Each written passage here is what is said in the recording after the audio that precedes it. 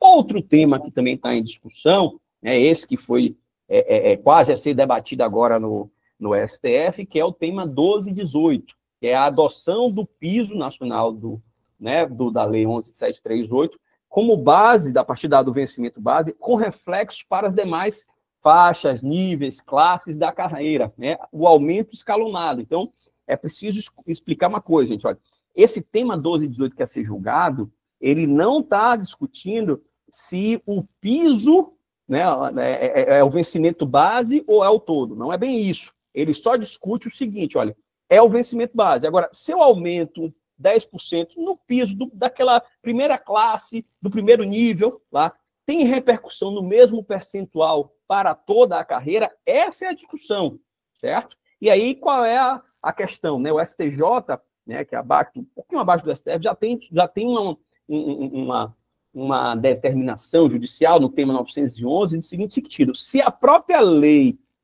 estabelecer que o aumento de tem um percentual em relação aos demais, deve valer para toda a categoria. Mas a nossa luta, como a deputada já falou aí, ela é para que seja automático. Né? E a gente espera que essa decisão saia no sentido de que não.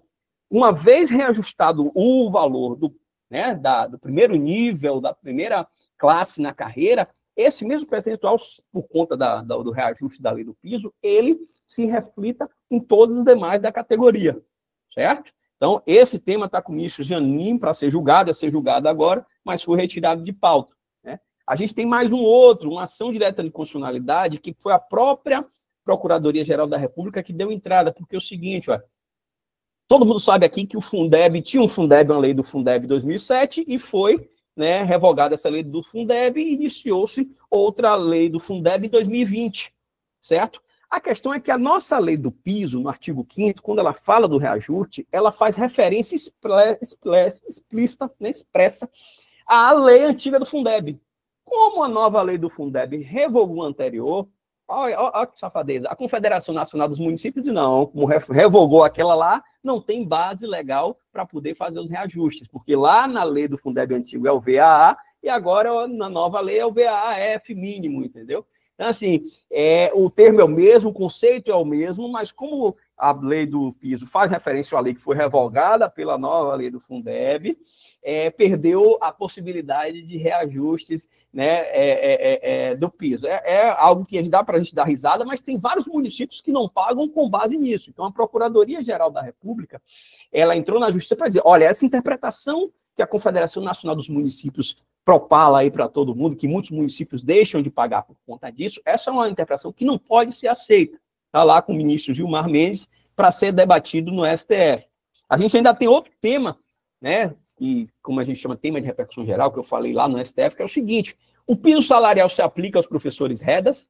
Essa é uma discussão que está lá no tema 1308, né, 1308 do STF. O STF também vai se discutir, né, os professores que são contratados temporariamente, eles também têm direito ao piso? Obviamente, na nossa leitura tem, né, mas é o STF que vai fixar. Então, qual é o panorama dessa situação? Olha, as principais definições que o piso, né, é o vencimento, né, que esse piso se aplica em estados e municípios, e que o piso, o valor da atualização já foram definidos por ações diretas de constitucionalidade. Então, esses temas que estão querendo discutir, que querem fazer essa amedrontagem em relação a gente, se deve ou não modificar, na minha leitura isso já está resolvido. Mas a gente sabe que é a luta que faz a lei. E eu acho que a luta de vocês pela garantia do piso, ela tem que repercutir no sentido de que essa lei do piso não pode ser mudada. A gente já viu situações de retrocesso com a mesma lei. Porque o direito não é uma ciência exata, o direito é basicamente interpretativo. Mudou-se a composição do STF, pode ser que se entenda que aquilo, né, que se pensou que era A, vire B, apesar do texto legal ser o mesmo. Então, a luta de vocês, gente, não é só bonita, por ser a luta de vocês buscando o piso especificamente em Salvador, que já deveria ter acontecido há 15 anos. Ela é bonita porque ela garante que a lei do piso ela seja aplicada para todo o país.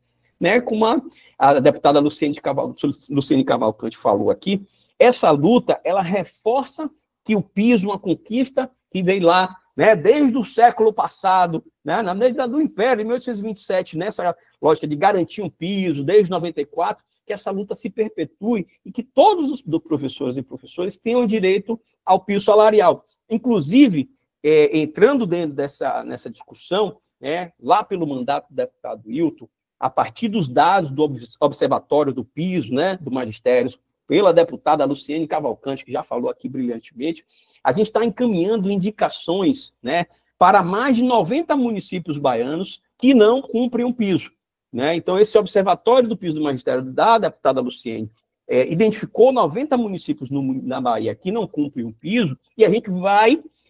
já tem as indicações prontas, né? O pessoal do lado jurídico, uma equipe excelente que a gente tem, né? Não querendo puxar a sardinha para a nossa brasa, já fez, já elaborou, e a partir de amanhã já vamos protocolar essas indicações para que esses 90 municípios sejam, né, compelidos a isso. E esse momento histórico é muito bom, porque isso, né, é feito com base na luta de vocês, sabe? Essas nossas indicações estão sobre os ombros de gigantes, das gigantes que vocês são nas lutas que vocês fazem. Então, fechando isso, meu deputado, meu vereador Hamilton, né? Fico muito feliz, inclusive, em tê-lo como vereador. A questão é o seguinte: temos muitas conquistas no STF, mas não podemos baixar a guarda, porque, né, os entes municipais, especificamente os entes municipais, né, os entes estaduais também, estão sempre lá espreitando. Então, é excelente que a gente tenha a luta nacionalizada para que impeça que retrocessos aconteçam.